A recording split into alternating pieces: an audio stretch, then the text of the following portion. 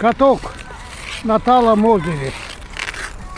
Сегодня температура поднялась до минус 8 градусов. И каток готов к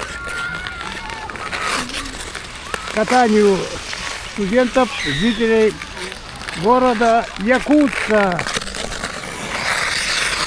Сегодня я попросил одну девушку продемонстрировать свое умение кататься на этом катке.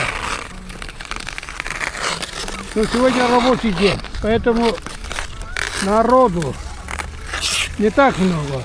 Но скоро начнутся каникулы и будет полный каток студентов и учащихся города Якутска, а также жителей ближайших районов.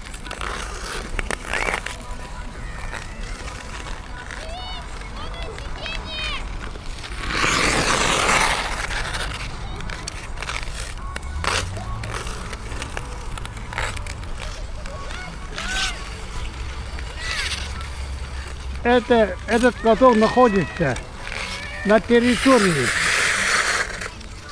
университета.